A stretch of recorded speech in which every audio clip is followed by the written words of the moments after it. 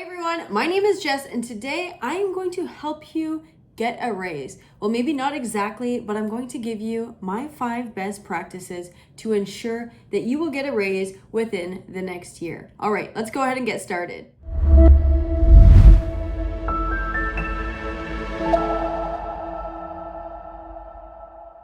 All right, everyone, welcome back to my channel. If you're new here, go ahead and hit that subscribe button below. It would help me out a lot. And you'll be reminded that every single Monday I do post new content. Okay, so you are here because you are in the need of some money because your accomplishments are outstanding, or you are new to my channel and you maybe have not seen that I do talk about how to get a raise, career tips, unboxing, best work from home technology, and more. But today I'm going to share with you my 5 tips on how to at least start the conversation about getting a raise, how to start working towards it. Again, this is not going to be a short-term goal for you. It's more of a long-term play. So that leads me to my first tip, which is number 1, have the discussion early. Most large organizations, or even small actually, have a certain pay structure or pay cycle. They review it either once a year or twice a year, or maybe even once every 2 years. It really depends on the organization you are at. Try to understand when that conversation happens. And if you're new to the organization or you've never even had a conversation about money, start asking around your network. Ask some new people. Hey, do raises typically happen in January, March, February, December? When are raises discussed? And if you find out, let's say they are discussed in February, you're going to want to have the conversation at least 6 months out to work towards being part of that discussion when it does happen. So it's very important to really have that discussion early. Sometimes some people have it too late, right? If the discussion happens in February with leadership and then you have it in March, well, you have to now wait potentially a full year until that cycle comes around.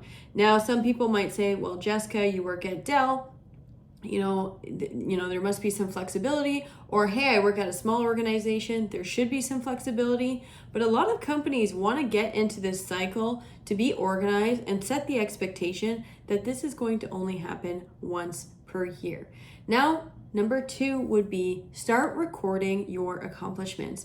There's so many times that I'm leading people and we get to our end of year review or our biannual review, and I go, so the floor is yours, and they don't record their accomplishments, or they forget, and they're like trying to put together their review or their conversation with their leader, and they don't know what they accomplished over the last year. I think it's so important to have a side tracker, whether it's in a notebook or a Word document or a OneNote, wherever you manage your goals and accomplishments. Have that going at the beginning of the year, or pick a day that you're going to do this every single quarter.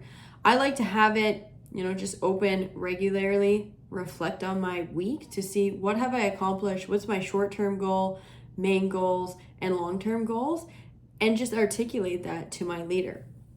Now, 3rd would be gather statistics outside of the organization. Gather some research on, are you underpaid? Are you overpaid? For your experience, not for the job role, because the job role always includes experience with time and role, and what are you really bringing into that role. So make sure when you are gathering those statistics, you take the time to see what is relevant to you as well as with your experience.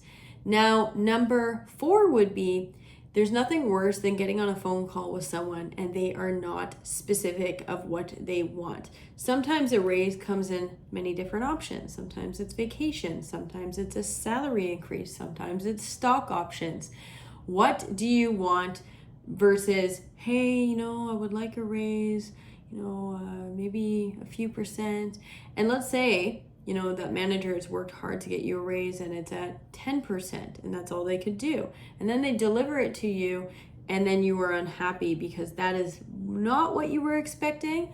There is nothing worse than that. So I would be very specific of what you are looking for when it comes to getting a raise, because raises mean something different for everybody. Now, lastly, what happens if you don't get the raise? What happens if you have the discussion and it falls flat? Or, the organization says they don't have money or they're pulling back.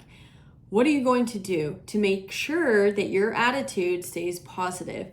This, I see this with everybody. Even myself, sometimes I can feel deflated, upset. But what are you going to do? Are you going to reinvest in yourself? Are you going to start taking courses, certificates, product training, knowledge? Are you going to quit? Are you going to leave? Are you going to go somewhere else?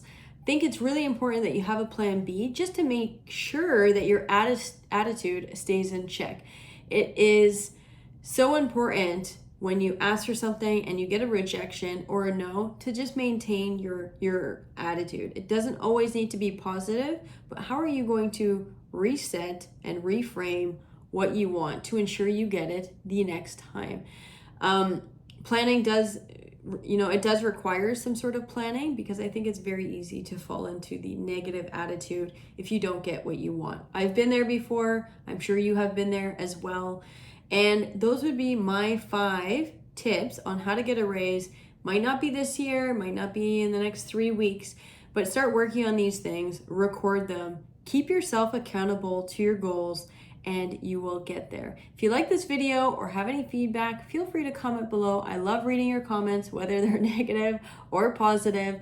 And again, if you have not subscribed, I would really, really appreciate it. I'm trying to get to my next goal, which is 3,000, and I would appreciate you if you are still here. So thank you so much, and I will see you next Monday. Take care.